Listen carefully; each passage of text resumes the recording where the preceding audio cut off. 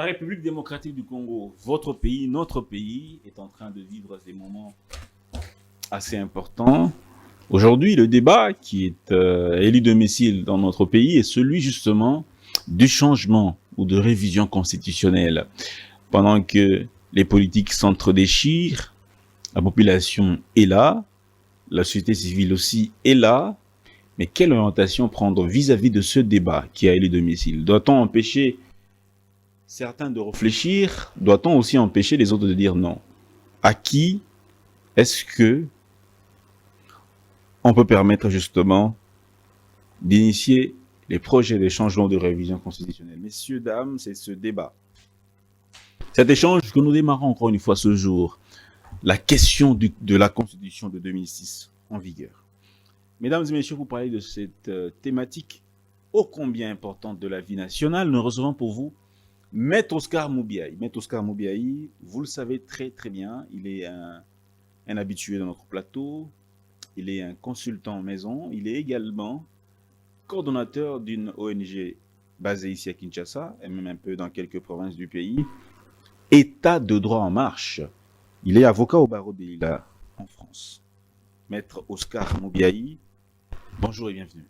Bonjour, monsieur le journaliste, c'est très heureux d'être devant vous, par devoir évidemment de pouvoir éclairer et dans ce moment très difficile où notre société est à la croisée de chemin pour se choisir la nouvelle direction. Et il y a lieu de pouvoir éclairer le peuple pour qu'il se choisisse sa direction, surtout que le peuple est malheureusement matin, midi, soir avec une seule tendance de ceux qui s'approprient les moyens de l'État, de ceux qui s'accordent les monopoles du savoir et n'entendent qu'un seul son des cloches. C'est pour ça que nous faisons un effort dans nos propres moyens, avec notre propre énergie, de pouvoir faire entendre à notre peuple un autre son des cloches et surtout tirer des sonnettes d'alarme pour qu'il ne puisse pas être égaré. Merci bien, Maître Oscar Moubiaï Kachama. Il revient donc ici en tant que scientifique. Il opine en tant que scientifique. Il n'est pas politique du tout. Plusieurs scientifiques se sont également exprimés à ce sujet. Le professeur Mampouya, le professeur Bob Kabamba. On va dire également quelqu'un comme M. Olivier Kamitatou, ancien président de l'Assemblée nationale.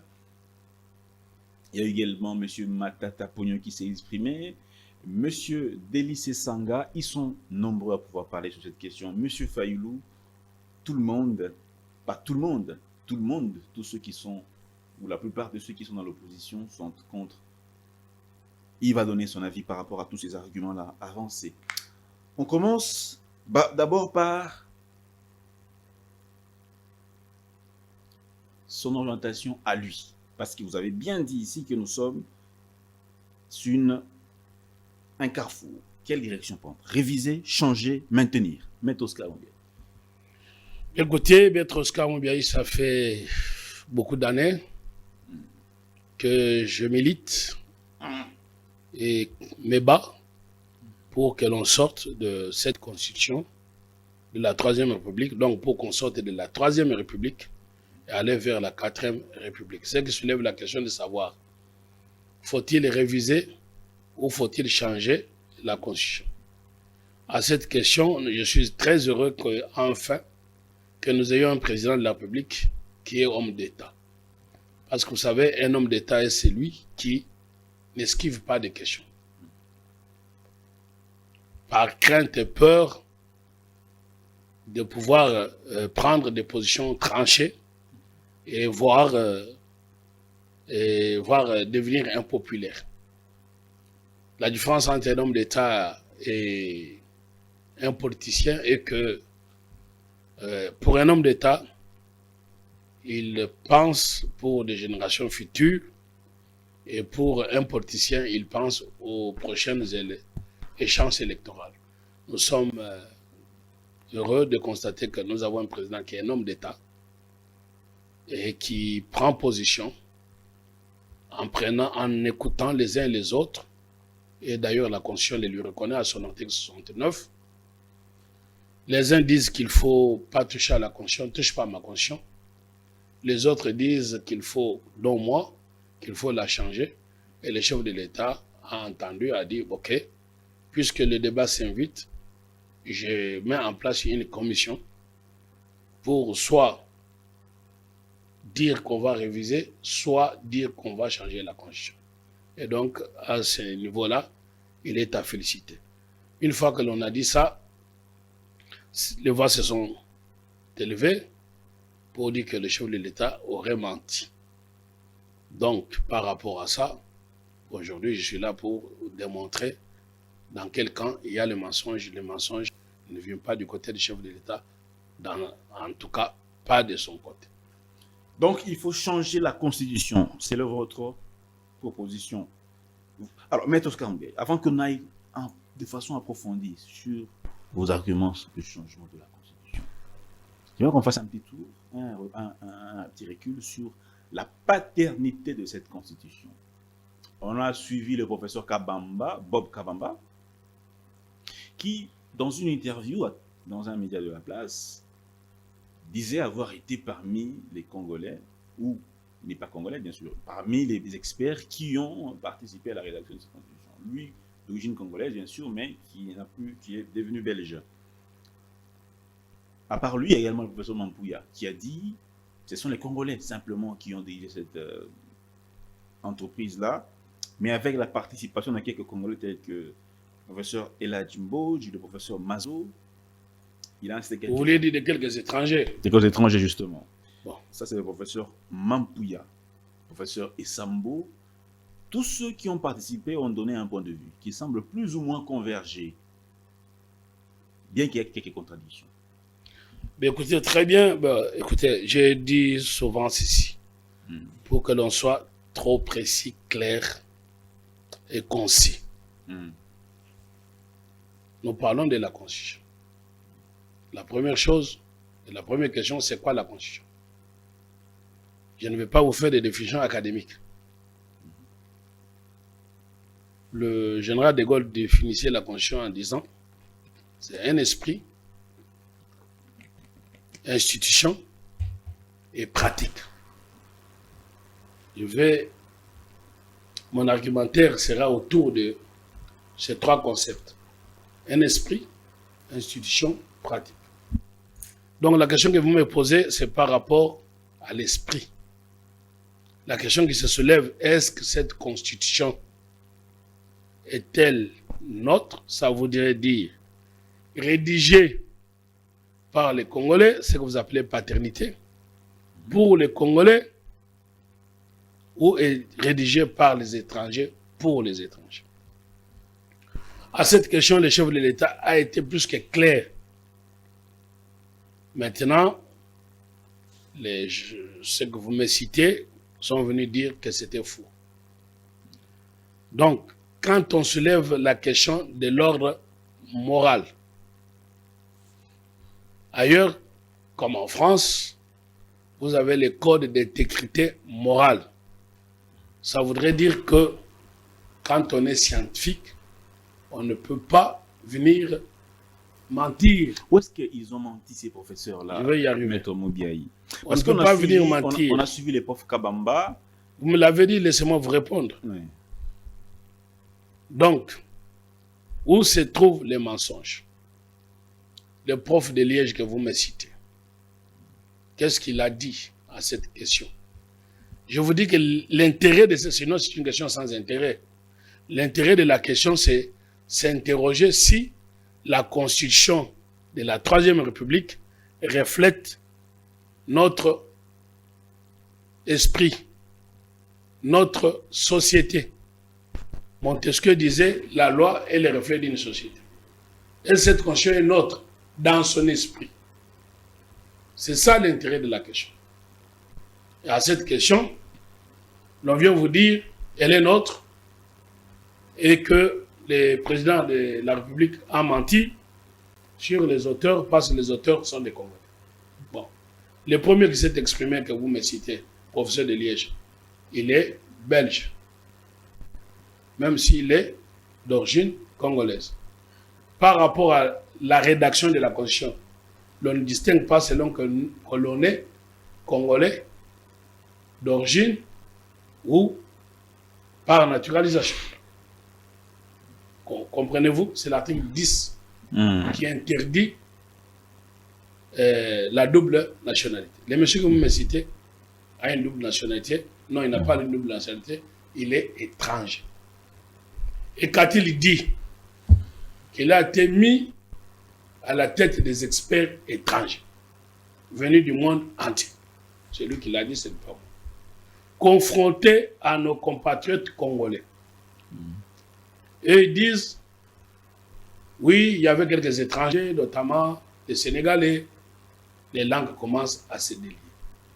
En clair, s'ils étaient entendus et qu'il y a contradiction, donc il y a des indices sérieux de culpabilité, donc on les aurait tous enfermés, punis, envoyés en prison, si les mensonges étaient punissables. Nous ne pouvons pas comprendre que l'on puisse nous dire, par l'un des procès de Liège, qu'on a rencontré le président, vous avez cité ce Sénégalais, vous avez cité le procès de Liège, les Belges, maintenant il y a aussi les Français. On a rencontré l'ancien président du Conseil constitutionnel français, M. Mazot, qui serait venu pour les profs de Liège dire bonjour à la commission de rédaction. Et pour les professeurs congolais émérites, on l'aurait rencontré à l'ambassade de France. Pour un même individu rencontré par les deux personnes, chacun dit l'avoir rencontré dans la rédaction et l'autre dit à l'ambassade de France. Donc, vous comprenez que les mensonges viennent de ce côté-là. Et quand il y a mensonge, d'où l'on tire ces mensonges de la contradiction entre les gens qui ont vécu une même réalité. Quand on a vécu une même réalité, le langage ne doit pas être contradictoire. Et quand vous mentez, si on dit, vous êtes sorti quand la mort est survenue, vous dites, j'étais sorti la journée. Votre femme dit, ben moi je n'étais pas là, nous sommes sortis avec mon mari ensemble. Sauf que votre femme, vous êtes sorti à quelle heure? Votre femme dit, nous sommes sortis à minuit. Et vous-même, vous dites, nous sommes sortis à midi. On vous arrête, monsieur, pour cette contradiction. Ça, c'est par rapport aux auteurs. Mais par rapport... Prof Mampouya, il dit qu'il est l'auteur. Lui, il est l'auteur de la rédaction de cette constitution. Et il dit aussi qu'il y a une commission qui avait été envoyée en province pour s'entretenir avec les populations. C'est quoi être auteur d'une constitution? Il n'était pas seul. Il est auteur de l'article 220. Okay. On va parler de l'article 220. Et Bob Kabamba est auteur de quel article? Là, vous me posez la question de savoir si Bob Kabamba a été... dans son interview, n'a pas donné les articles. Je m'interroge, mais allez lui demander, vous êtes journaliste, allez en Belgique, à Liège. Ouais. Vous pouvez prendre le visa pour aller interroger Bob Kabamba. Prof Mampouya a dit que moi j'avais rédigé 220. Vous avez rédigé quoi? On va dire que les profs Nabirongo avaient rédigé 163. Bon, voilà. Maintenant, nous allons vous démontrer. Je vous ai dit que la question, c'est par rapport à l'esprit. La Constitution est un esprit. Est-ce que le fait d'avoir été auteur comme Congolais, vous n'êtes pas Congolais quand vous rédigez des choses non pas pour les intérêts congolais. Là, vous devenez des marionnettes. Ça veut dire les Congolais. Si vous étiez un problème de race, on a dit les Congolais à la peau noire, mais à l'esprit blanc. Mais comme les Rwandais sont noirs, les Congolais noirs, nous allons dire, nous avons eu des Congolais d'origine congolaise, mais à l'esprit rwandais. À ce moment-là, quand on rédige pour donner nos terres au Rwanda, est-ce qu'à ce moment-là, on peut dire que ces gens-là sont congolais? La réponse est non. C'est ce que le président Tshisekedi a dit, quand vous êtes nos frères, les Banyamulenge, mais quand vous prenez les armes contre vos propres frères, vous n'êtes plus nos frères. Alors, donc ces gens-là qui ont donné par cette constitution rédigé pour les intérêts des étrangers, nos terres, ces gens-là ne sont pas Congolais. Donc, j'ai répondu par rapport à cette question. Des Congolais, ne perdons pas beaucoup de temps là-dessus, et même ils se sont contredits. Ce qui m'intéressera, c'est de montrer que s'ils étaient Congolais, ils n'auraient pas rédigé ce qu'ils ont rédigé. Deuxièmement, par rapport au lieu, 1000 ans, 2000 ans après, nos enfants qui vont lire cette constitution, quand ils vont ouvrir la constitution, en faisant leurs recherches, ils vont trouver dedans Pretoria, Sun City. Et ils vont demander, papa, grand-père, papy, et Sun City c'est où? Pretoria c'est où? Si papy dit, mais où tu as trouvé ça? J'ai trouvé ça dans la constitution congolaise, on parle de Sun City et de Pretoria. Nulle part, l'enfant verra dans la constitution où on parle de Kisangani ou de Sims. Je crois avoir répondu à la question des lieux. Maintenant, je souhaiterais démontrer, quand je vous ai dit la constitution est un esprit, institution et pratique. Esprit, laissez-moi maintenant démontrer que selon certaines dispositions, cette constitution n'est pas nôtre. Par rapport aux professeurs qui l'ont rédigé. Ne parlons pas du professeur de Liège, parce que lui ne peut pas rédiger une constitution. Je ne comprends pas pourquoi les Congolais lui ont... Enfin, l'écoute. C'était un politologue, sociologue. Quand on parle de la rédaction, je comprends pourquoi la constitution est mal rédigée. Et puis, est-ce que nous, on peut appeler un Congolais 60 ans après? Pourquoi vous avez appelé un Belge de surcroît sociologue pour venir rédiger la constitution? En plus, envoyé par les messieurs Louis Michel. Donc, je trouve que c'est inadmissible. On devait en avoir honte et on devait les cacher. Bon, maintenant on vous dit, mais les Sénats, il y a un jeune là, doctorant, même s'il y a un autre docteur qui interdit aux autres d'être appelé doctorant et d'être appelé apprenant. Qu'est-ce qu'il a appelé ça? Quelqu'un qui fait sa thèse, on l'appelle doctorant. Et si on dit apprenant, apprenant ça veut dire quoi? C'est pour ne pas dire élève. Moi, quand je suis allé à l'école des avocats, on dit on est élève avocat. Ce n'est pas péjoratif. Bon, donc, pour revenir à l'essentiel. Les doctorants que vous avez reçus, qu'est-ce qu'il vous dit? Il vous dit, c'est une constitution très bien rédigée, c'est une meilleure de constitution, ce n'est pas la petite sœur de la constitution française. Voilà les arguments, la chanson qui remonte. Bon, très bien. Vous m'avez posé la question de savoir est-ce qu'on peut changer la constitution. J'ai dit oui par rapport à son esprit qui n'est pas nôtre. Je vous démontre maintenant quoi par rapport à l'esprit. Vous prenez les professeurs que vous m'avez cités, les pénalistes. Alors, je préfère les citer parce qu'en science, il n'y a pas de tabou. C'est un auteur, je ne le cite pas comme individu, mais comme auteur. C'est le fameux professeur Nyabirungu. Vous prenez l'article 163 de la Constitution. Le fameux professeur Nyabirungu. Oui. L'article 163-164. Pourquoi fameux? Je vais vous dire pourquoi il est fameux. Pourquoi vous l'appelez fameux? Alors, article 163. 163, lisez rapidement, comme ça on y allait.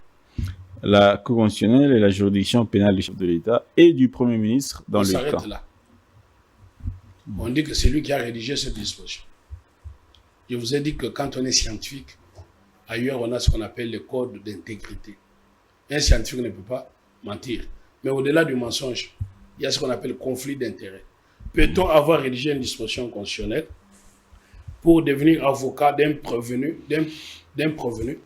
présumé détourneur? Est-ce possible? Il y a conflit d'intérêts. Et qu'est-ce qu'il a mis dans cette disposition-là?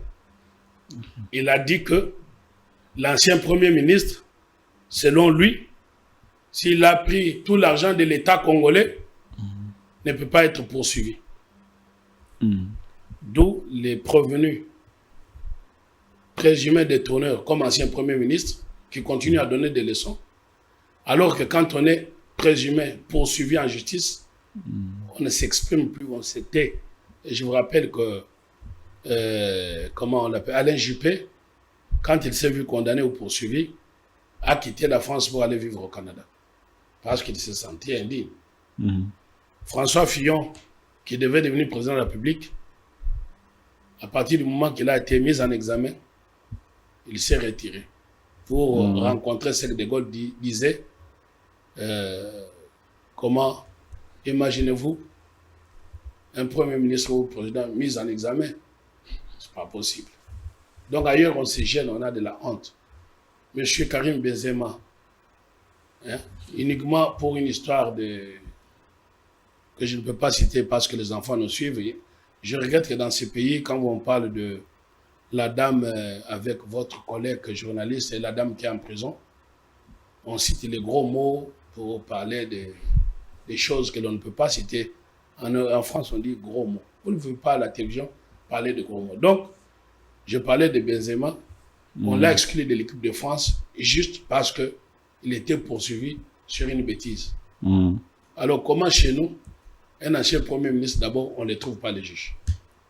Et puis ensuite, il organise des débats sur la Constitution qu'il a lui-même déchirée. Alors, exemple, vous avez lu l'article 163. Quand on l'a amené à la Cour constitutionnelle, arrêt dit Kalouba. On a dit quoi? La Cour constitutionnelle est incompétente. La Cour constitutionnelle est incompétente, c'est ce qu'on a dit. Arrêt Kalouba 1. Il est allé à la Cour de cassation, on a dit que la Cour de cassation est incompétente. Cela aurait pu naître ce qu'on appelle le conflit de compétences. Parce que l'idée est que on ne peut pas connaître les dénis de justice. Donc quand un juge est saisi, on ne peut pas être dans un pays où quelqu'un n'a pas de juge. Nous sommes le seul pays au monde où un voleur présumé n'a pas de juge. Donc c'est comme Mme Judith aujourd'hui peut profiter de cette jurisprudence, prendre tout l'argent de la République et s'en aller. Et vous allez vous rendre compte qu'au lendemain, elle aura déjà démissionné et elle va vous dire un ancien Premier ministre, il sera déjà devenu ancien Premier ministre. Il ne peut pas être jugé. Comme nous sommes pendant les états généraux de notre justice, alors je vous démontre maintenant l'inconvénient de cela. Ça veut dire que quand il y a conflit de compétences, ça veut dire qu'aucun juge n'existe. Ailleurs, il y a ce qu'on appelle le tribunal de compétences. Ça veut dire que ce tribunal va déterminer, parce qu'une personne ne peut pas rester sans juge, on va déterminer quel est le tribunal compétent. Ça veut dire que le tribunal de conflit de compétences aurait pu déjà dire que soit c'est la Cour constitutionnelle, soit c'est la Cour de cassation. Ailleurs. Chez nous, ça existe aussi, le tribunal de conflit de compétences, mais qui n'est pas ainsi nommé. Ces compétences-là, c'est donné à la Cour constitutionnelle. Donc, la proposition que j'apporte en ce moment des États généraux, que son Excellence le ministre de Justice, qu'on doit acclamer pour avoir initié des États généraux, et le président de la République, qu'on doit acclamer parce qu'avoir indiqué le cap en disant que notre système est malade, maintenant il faut la soigner. Mais qui on appelle au chevet du malade? Alors, Maître Oscar, on va poursuivre toujours avec les arguments, les articles qui ne sont pas bons, selon vous, qui nécessitent le changement, un changement de constitution. Alors, je vous parlais de l'article 163, qui a été rédigé par le professeur. Le même est devenu avocat de présumé détourneur. Et vous allez dire, mais en quoi la Constitution a un rapport avec l'économie? Mais si la Constitution consacre l'impunité, n'est-ce pas? Parce qu'avec ça, je vous ai démontré que le présumé détourneur, ancien Premier ministre, il n'a pas de juge. Alors, ça veut dire qu'il peut voler l'argent, on ne fait rien. Et si on vole l'argent de l'État sans qu'il y ait justice, est-ce que cette constitution est-elle encore bonne? Première question. C'est pour ça que je disais que j'ai salué les États généraux pour maintenant se mettre au chevet de notre justice malade. Malheureusement, notre justice malade, pour être guérie aujourd'hui, ça doit passer par le changement de cette constitution pour mettre une autre constitution. Voilà. Et j'étais en train maintenant de vous démontrer, vous me demandez les articles, qui ont été mal rédigés, je vous en ai donné 163 qui consacrent l'impunité. Et je vous montre l'autre article, c'est 161. Quand vous prenez l'article 161, vers le dernier alinéa, pour ne pas perdre le temps, on fait de la Cour constitutionnelle tribunal des conflits. N'est-ce pas? Tribunal des conflits, ça veut dire quoi? C'est un juge qui, quand il y a conflit de compétences, soit la Cour constitutionnelle dit « je ne suis pas compétent pour connaître le cas du prévenu détourneur, ancien Premier ministre », et la Cour de cassation dit la même chose, le prévenu ne peut pas rester sans juge. La loi veut que ça s'appelle déni de justice. C'est pour ça qu'on met en place un tribunal. Nous apportons maintenant des réformes en proposant aux États généraux qu'on crée ce que l'on appelle tribunal de conflit. C'est ce tribunal-là qui va dire non. Si vous, cour constitutionnelle, vous dites que vous n'êtes pas compétent. Si vous, cour de cassation, vous dites que vous n'êtes pas compétent. Je désigne qui est compétent. On va désigner soit la Cour constitutionnelle, soit la Cour de cassation. À ce moment-là, il n'y a plus de débat, la personne doit être jugée. Mais dans notre constitution, on a fait de la Cour constitutionnelle juge des conflits de compétences. C'est ce que le dernier alinéa dit, que vous pouvez lire là-bas très rapidement. La Cour constitutionnelle est compétente pour...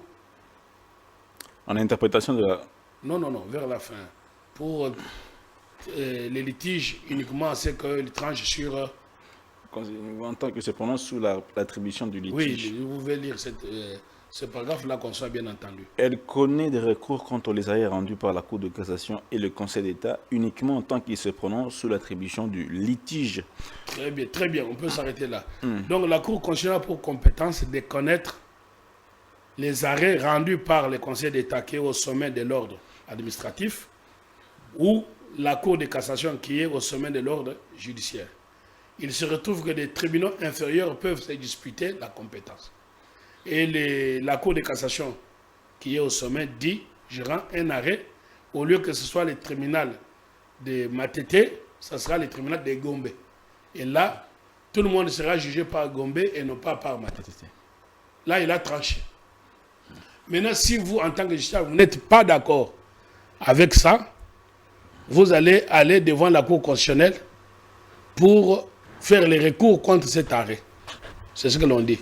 Ça voudrait dire que dans les cas du prévenu ancien Premier ministre, arrêt Kaloba dit incompétent, Cour cassation dit incompétent. À ce moment-là, on aurait dû lever les conflits de compétences. Sauf que cette constitution tranche seulement quand il s'agit de conflits, uniquement que quand c'est au sein des mêmes ordres. Mais on ne vous dit pas, en cas de conflit, et nous avons connu les cas, en cas de conflit entre maintenant la Cour constitutionnelle elle-même et la Cour de cassation, qui tranche? Ça n'est pas dit. Voilà la défaillance de monsieur le professeur pénaliste que vous m'avez cité, que tout le monde acclame. S'il a le contraire, il peut venir me le dire. Maintenant, je ne voudrais pas que... Je vais ramasser rapidement 2-3 articles, parce que moi, je ne suis pas pour la révision constitutionnelle. Je suis pour le changement constitutionnel. La question que vous me posez, peut-on changer la Constitution? Alors, à cette question, tous les fétichistes viennent vous dire, ne touche pas à ma Constitution. C'est la meilleure. Très bien. Et... touche pas mon 220. Ouais. Ça, ce sont les fétichistes ou ce sont les militants constitutionnels. Prof Mampouya. Bon, moi, je ne parle pas de Prof Mampouya. Moi, je parle de tous les constitutionnalistes congolais confondus. Et tous les professeurs qui se sont exprimés disent que l'on ne peut pas toucher à la Constitution parce qu'elle est la meilleure. Et disent que le chef de l'État a menti en disant qu'elle n'est pas meilleure. Encore, le chef de l'État n'a pas dit ça. Il a dit que cette Constitution n'est plus adaptée à nos réalités. Alors moi, je vous démontre maintenant. C'est ce que j'appelle les fétichistes. Parce qu'ils vous disent, je vous ai dit la Constitution est un esprit, parlons de l'esprit. Parlant de l'esprit, ils vous disent, cette Constitution a été soumise au référendum. Et ceux qui ont voté oui pour cette constitution, certains sont morts. Comment nous pouvons y revenir? Ça, c'est les jeunes doctorants, les jeunes docteurs qui a été nourri au mamelles de ses professeurs viennent dire ça. Autrement dit... Quel jeune docteur? Celui qui a fait la conférence avec les prévenus anciens premiers ministres.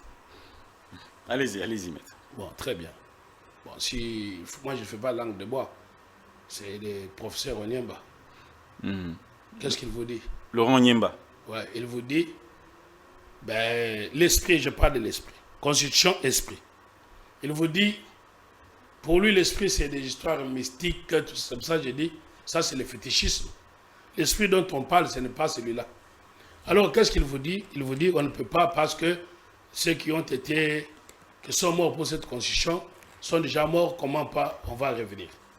Alors, je vous lis un peu, parce que lui, il parle de la légitimité.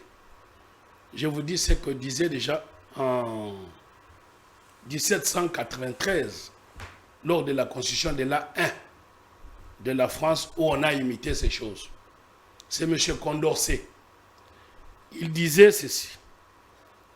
Un peuple a toujours le droit de revenir, réformer, changer sa constitution.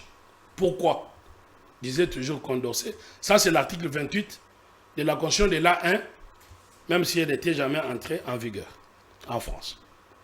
Et M. Condorcet disait ceci. Une génération, aucune génération, ne peut assujettir à ces lois les générations futures.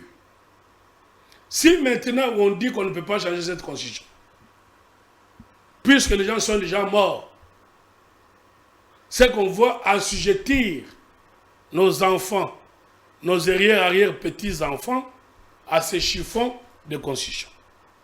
Vous comprenez? Ce n'est pas possible.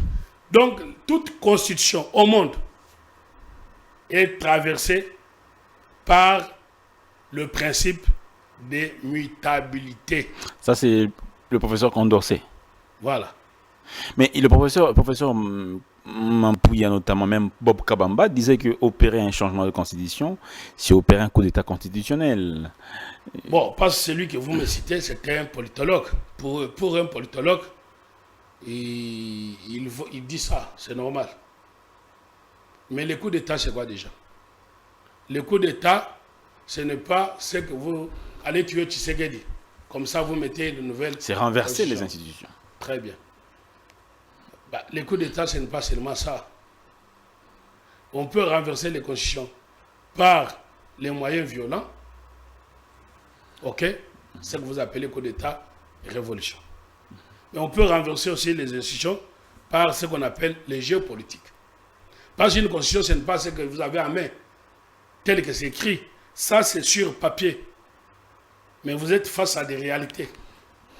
C'est comme vous êtes soumis à des réalités. C'est pour ça qu'on dit que la constitution peut être sur papier appelée constitution régime semi-présidentiel. Et lui-même, le docteur, le dernier à intervenir, avocat du présumé détourneur, vous dit lui-même que nous sommes dans un régime parlementaire. Bon, scientifiquement, c'est compréhensible. Mais pour la compréhension de tout le monde, nous sommes dans un régime semi-présidentiel. Sauf que le régime semi-présidentiel aussi vers le présidentiel, appelez ça présidentialisme comme vous voulez, quand le régime présidentiel est bien respecté, on l'appelle régime présidentiel. Quand il dégénère en négatif, on l'appelle présidentialisme. C'est comme sous Kabila, notre constitution, le régime présidentiel a oscillé vers le présidentialisme dans la dictature. En droit constitutionnel, on appelle ça équation personnelle. Donc, le mouvement de vacillation tient compte de présidents en présence. Quand vous avez un président fort, le régime a tendance, comme De Gaulle, le régime avait eu la tendance d'une dictature constitutionnelle. Et d'ailleurs, la constitution de 58 que nous avons imitée a été conçue par De Gaulle en voulant les pouvoirs forts.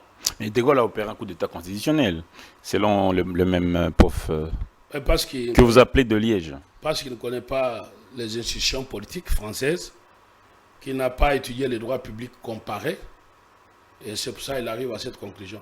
Pour que M. De Gaulle puisse, le président De Gaulle puisse opérer le changement de la Constitution qui a fait qu'on entre en 5e République, on avait constaté qu'il y avait l'affaissement du pouvoir du président de la République qui était faible alors que nous étions comme nous sommes maintenant, pendant les temps d'agression, pas les temps de guerre.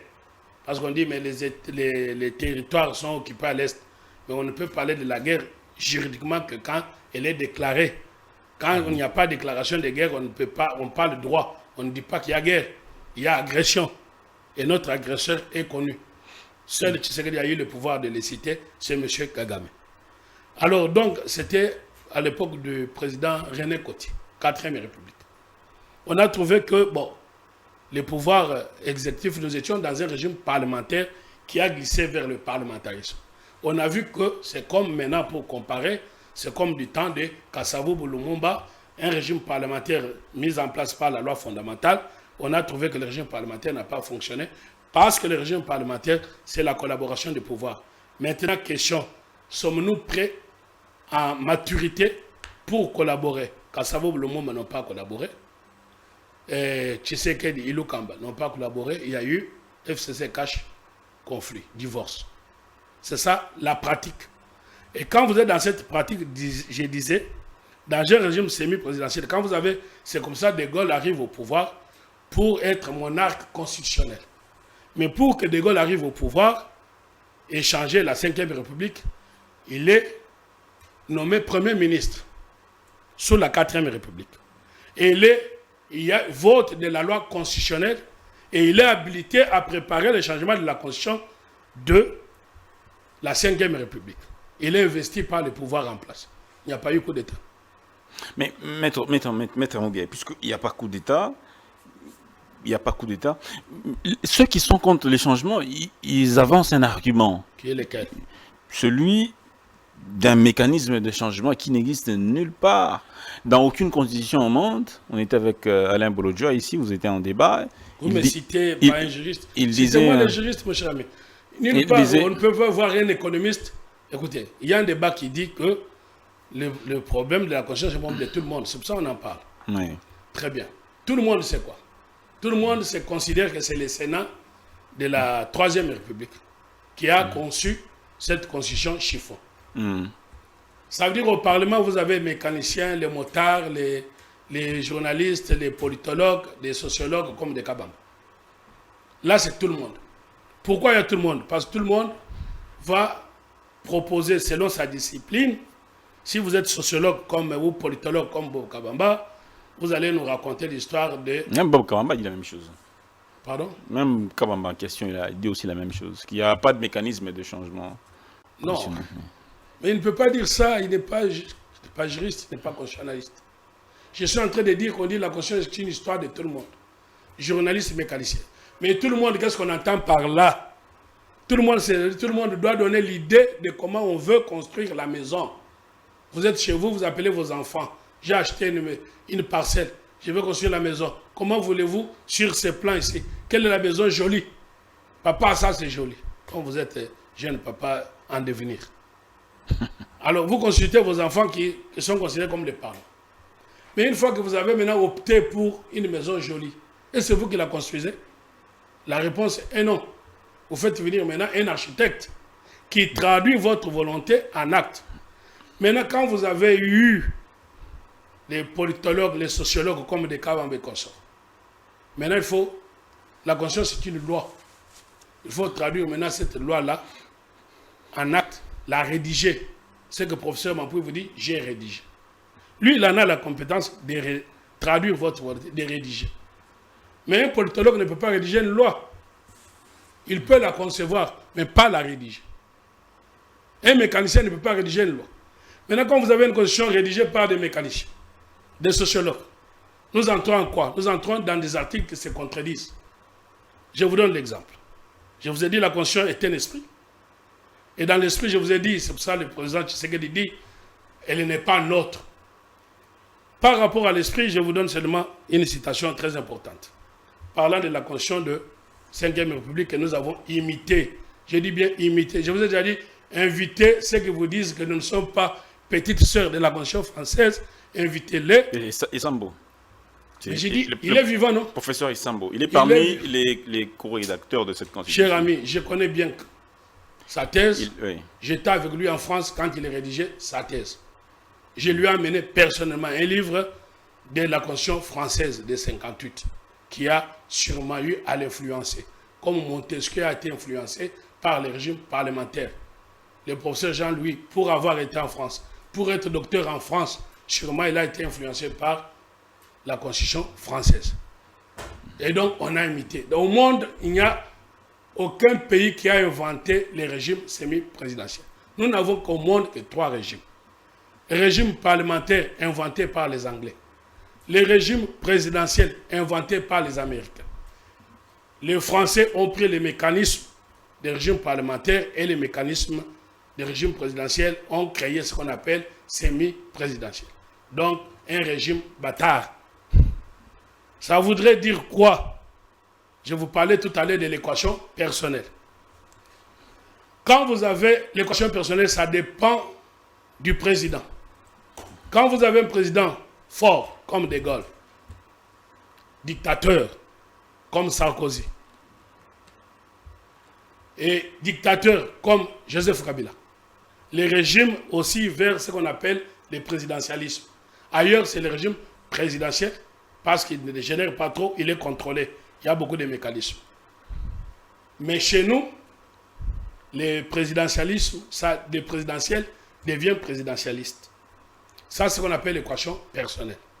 C'est comme ça, les gens qui vous disent, et là, je préfère bien raconter le secrétaire général de l'IDPS, M. Kabouya, qui a totalement raison. Quand il vous dit, quand j'étais formateur, on a eu difficile à mettre en place, nommer un premier ministre, on vous dit non, il dit, c'est l'incompétence, parce que sous Matata, c'était 10 jours. Mais sous Matata, 10 jours, 5 jours, tout ça, même 0 jour, c'est parce que le régime était devenu dictatorial et personne ne pouvait broncher. Est-ce que vous avez compris? Maintenant, quand vous avez un président démocrate, comme Tshisekedi, le régime a tendance à aller vers le parlementaire. Surtout, en période de cohabitation, le régime devient totalement parlementaire. Vous voyez l'oscillation. Excusez-moi. Vous voyez que ça aussi. Maintenant, on vous dit que notre conscience, c'est produit de l'histoire. Nous n'avons pas voulu connaître ce que Kasavubu, le Lumumba ont connu. Retour sur expérience. Je vous oppose que on a connu Ilou Kamba, Tshisekedi, quand Tshisekedi n'avait pas l'homogénéité. Ce que vous dites maintenant qu'on ne peut pas changer la constitution. Mais je vous dis que cette constitution a déjà été changée. Les constitutionnalistes n'ont pas vu venir. Ah, vous êtes étonnés. Dites-moi pourquoi vous êtes étonnés. Attendez, cette constitution a été changée. Oui. En 2011, c'est ça? Oui. Qu'est-ce qu'il y a? En 2011, ce n'était pas la révision, c'était le changement. C'est quoi le changement de la constitution? J'ai touché les articles verrouillés. Alors, Maître Oscar, quels sont les articles verrouillés qu'on a touchés? Je vous démontre. Ça veut dire qu'on a porté atteinte à l'article 220, c'est ce que vous voulez dire. Oui. Ne touche pas à ma constitution. Oui. Mais on y a touché dans le silence le plus absolu. Comment? Démontrez-le. À quel niveau? Allez-y à l'article 149 de la Constitution. Non, 220, c'est l'article... Mais 220 donne les matières qu'on ne peut pas réviser. C'est ce qu'on appelle les dispositions intangibles. Alors, vous souhaitez qu'on lise 149? Attendez. Maintenant, vous avez les fétichistes. Les fétichistes ou les juristes militants ou les constitutionnalistes militants. C'est ce que j'appelle la science militantiste. Ils vont vous dire qu'on vous a accordé, comme dans un jardin d'Éden, manger tous les fruits, sauf à celui-ci, ne touchez pas. Parce qu'ils veulent faire des références à la Bible, vous dire que bon, voilà, les gens pêchent, mais on ne change pas la Bible ni le Coran. Mais la Bible, c'est la parole de Dieu, on ne la change pas. Mais est-ce qu'on veut nous dire aujourd'hui que la Constitution est une parole de Dieu? Si vous avez un professeur qui vous dit ça, est-ce que vous trouvez ça sérieux? Non, mais la Constitution bon, même. Très bien. Ouais. Est-ce que la Constitution, c'est la parole de Dieu? C'est pas la parole de Dieu. Alors, pourquoi parole... vous dites que quand on pêche, on ne change pas la Bible, mais quand on viole la Constitution, on veut qu'on la change? Si on viole la Constitution, c'est parce qu'elle n'est pas bonne. Parce qu'elle n'a pas mis les mécanismes de protection. Allez-y, l'article 149 maintenant. Parce que ce que vous parlez, allons-y plus rapidement, ce que vous parlez, ils vous disent... Le pouvoir judiciaire oui. est indépendant du pouvoir législatif et du pouvoir exécutif. On s'arrête là, le pouvoir judiciaire. Vous rentrez à 220, il vous dit, on ne peut pas avoir une révision ayant pour objectif de porter atteinte à l'indépendance du pouvoir judiciaire. Regardez 149, on vous a dit que réviser. On vous a dit réviser en 2011. Modifié par l'article 1er de la loi numéro... Voilà, l'article 1er de la loi 11-002 du 20 janvier 2011. Bon, la première formule disait quoi? Que le pouvoir judiciaire comprend les cours et tribunaux ainsi que les parquets qui y sont attachés. Maintenant, en 2011, on enlève les parquets de la définition du pouvoir judiciaire.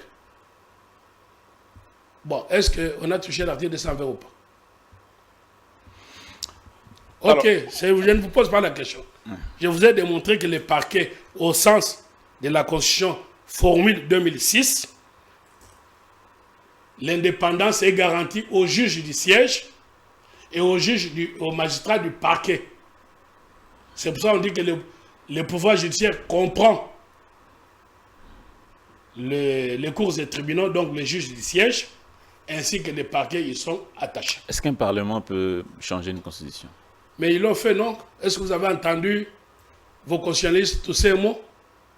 Est-ce que vous avez entendu ce que je vous dis qu'on a violé la Constitution en 2011? Je vous l'ai dit non, c'était un coup d'État. S'il faut parler de coup d'État constitutionnel, en voilà la preuve. Donc bon, très bien. Maintenant, pour que je vous donne ça en dessin, s'il vous plaît. Je vous donne ça en dessin. Vous avez votre parcelle.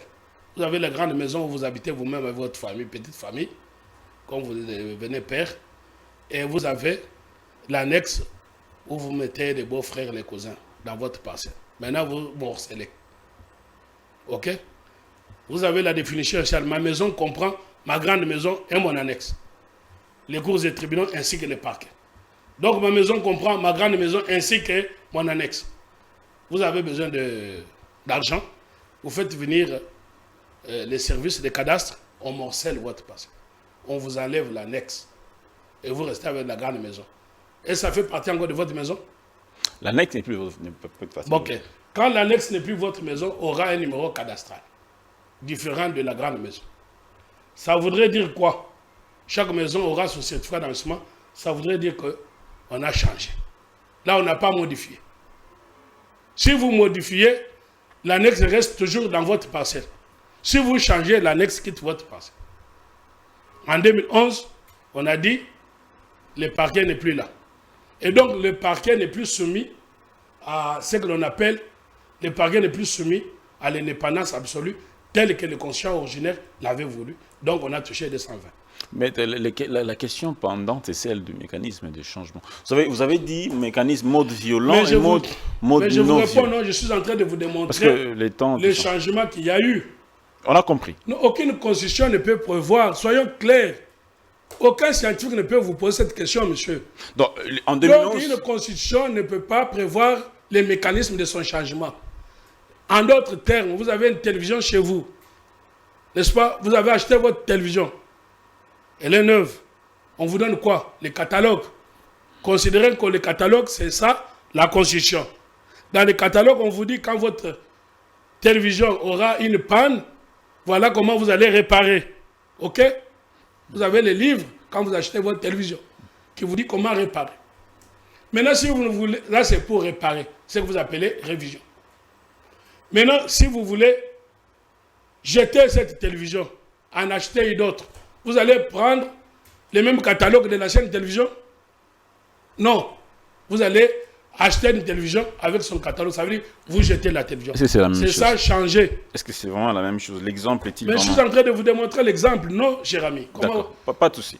Alors, non, écoutez, oui. non, on ne peut pas passer si vous n'avez pas vous-même bien compris. Non, pas de souci. Je dis ceci. Oui, c'est l'opinion qui doit... Oui. Dans la télévision que vous achetez. On a compris. Moi, j'ai compris. C'est à l'opinion de juger, maître. Non, vous ne m'avez pas convaincu d'avoir compris. Scientifiquement, je ne peux pas avancer. Là, vous me coupez l'élan. Je ne suis pas là pour vous convaincre, mais je me répète, bis repetita placent, ce qui est repris 2 fois plaît. J'ai dit ceci, vous achetez une télévision. Cette télévision, on vous donne les catalogues de comment réparer. Catalogue, là, c'est la Constitution 3e République. Ça prévoit les mécanismes de réparation.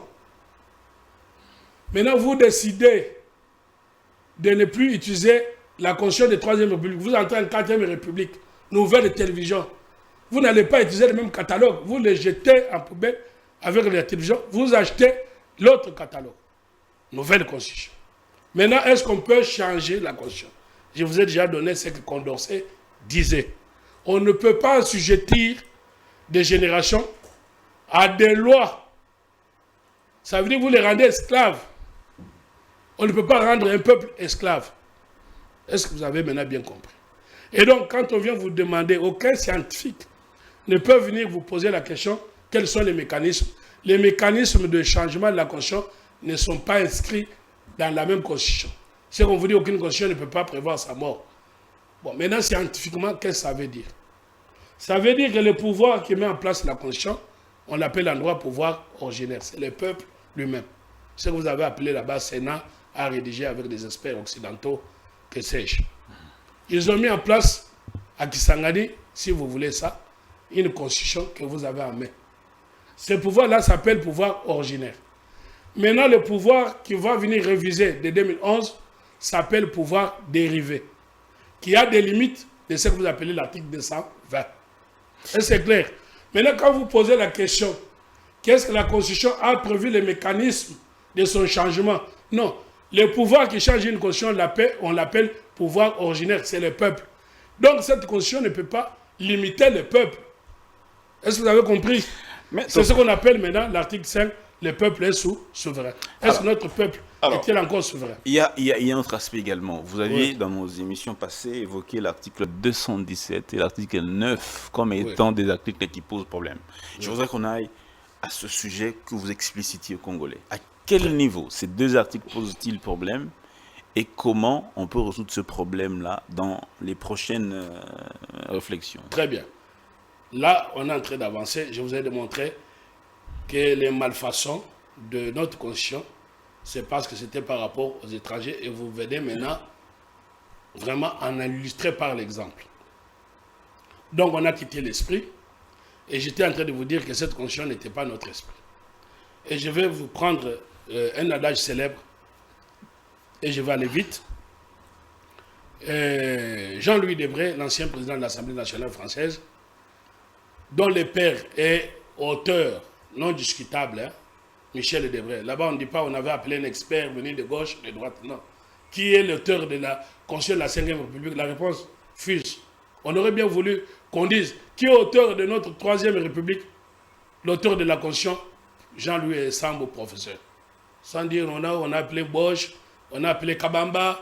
Non, voilà. Les Michel Debré, son fils Jean-Louis Debré disait ceci. Je préfère la Constitution de mon père que de ma mère, pas son père qui avait rédigé.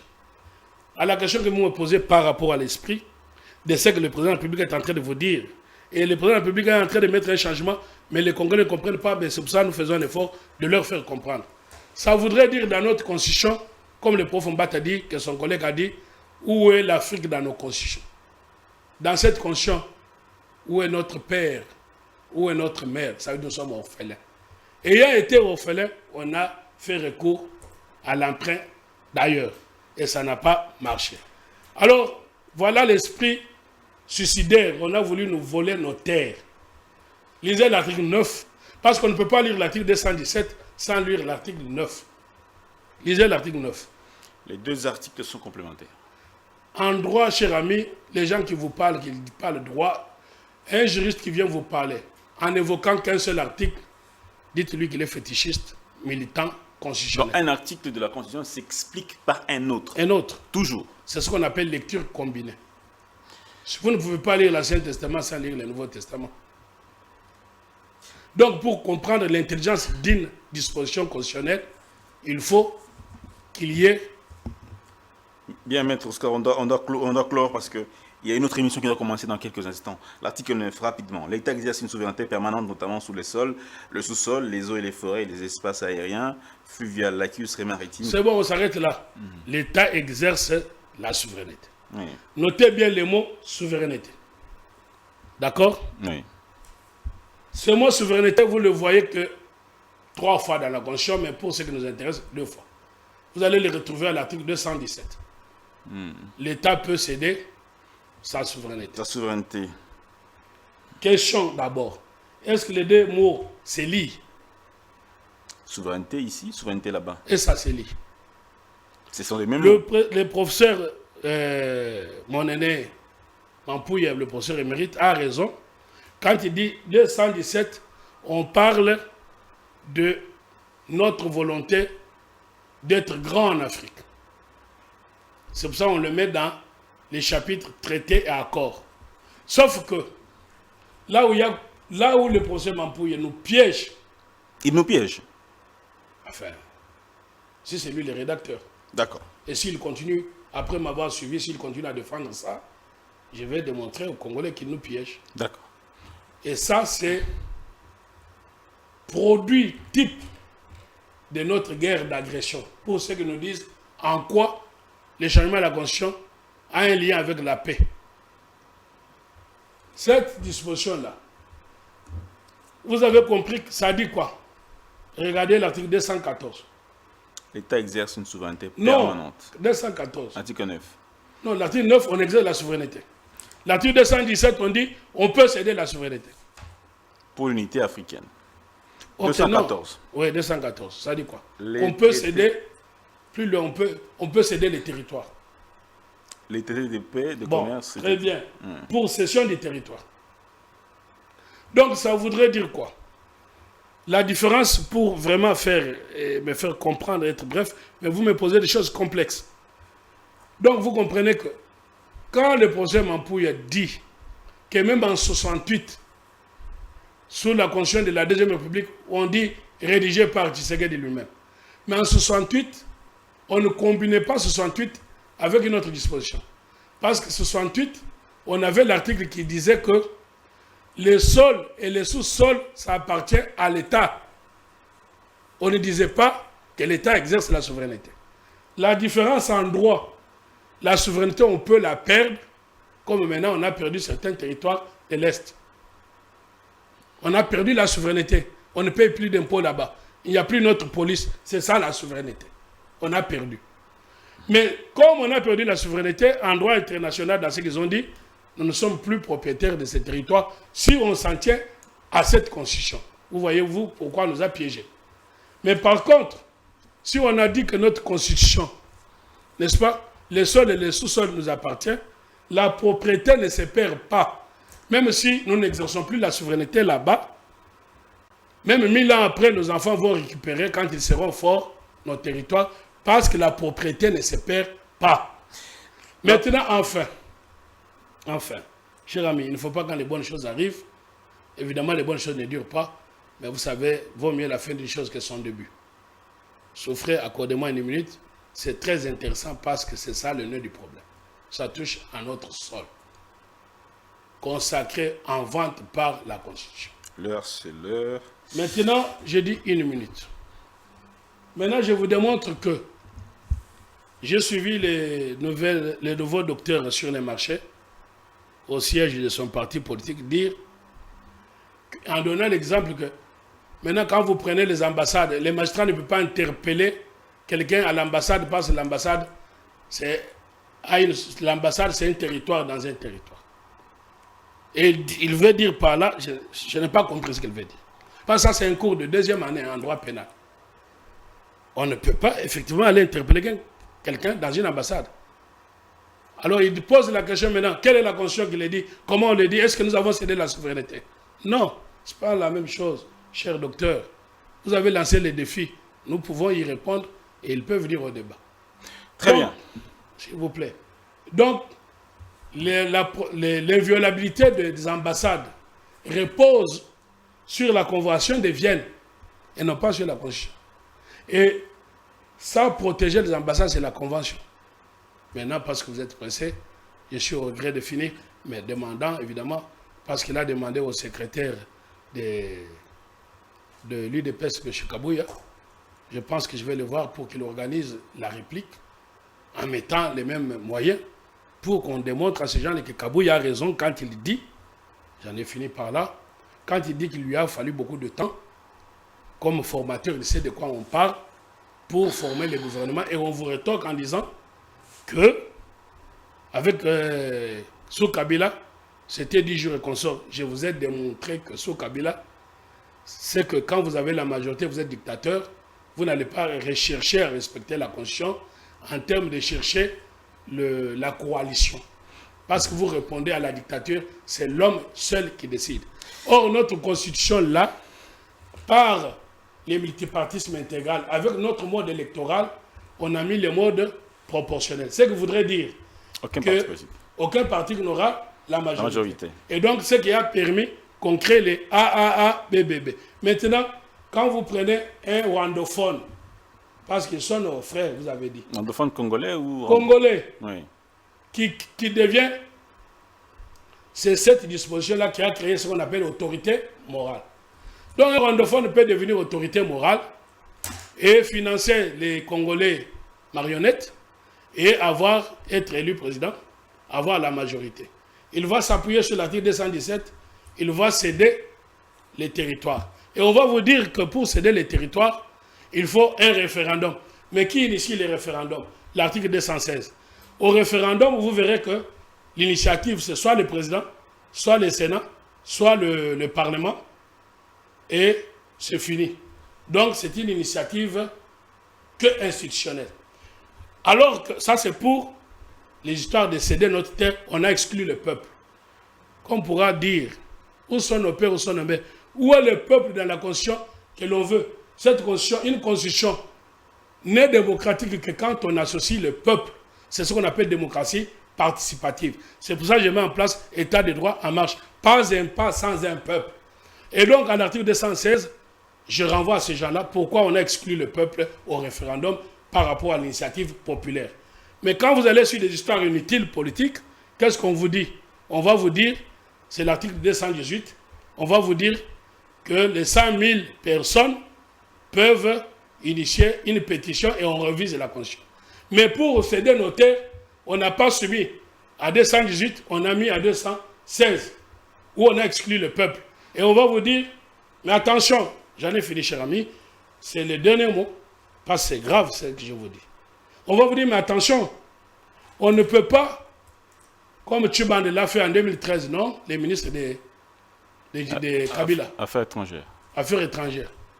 Parce que les traités, on ratifie, les accords, on ne les ratifie pas, c'est l'approbation. Donc le gouvernement peut proposer, si vous avez les rwandophones, il cède Kivu. On part, Tchibande part, il signe l'accord. On va dire, attention, il faut que ce soit soumis au référendum. Sauf qu'au référendum, qui prend l'initiative du référendum? Pas des peuples. C'est eux-mêmes. Ils sont au Sénat, ils sont à l'Assemblée nationale. Et vous savez, les politiques se méfient toujours du peuple. Bon, très bien. Donc là, on n'a pas associé le peuple. Maintenant, il y a des choses inutiles. L'article 218, on vous dit 100 000 pour les référendums, mais qui ne concernent pas la gestion de nos terres. Donc nous n'avons aucune possibilité, nous, en tant que peuple, de nous y opposer. Et on va vous dire enfin que si on a signé cette clause-là, si elle est anticonstitutionnelle, eh bien, sur l'initiative institutionnelle sans le peuple, on saisit la Cour constitutionnelle. Si la Cour constitutionnelle estime que la clause est anticonstitutionnelle, à ce moment-là, pour la ratifier, il faut un référendum. Mais si on n'a pas saisi la Cour constitutionnelle, et qui va saisir la Cour constitutionnelle? On a exclu le peuple. C'est eux-mêmes qui ont vendu les terres, et c'est eux-mêmes qui vont aller saisir la Cour constitutionnelle. Portez-vous bien, et à très bientôt, que Dieu vous garde dans vos maisons, en paix. Et pour ceux qui n'ont pas de maison. Et pour ceux qui n'ont pas de maison, Que Dieu veille sur eux. Mais vous oubliez toujours le peuple. Voyez-vous, heureusement que l'état de droit a marché là pour le peuple. Merci. Vous m'accusez là. Au revoir.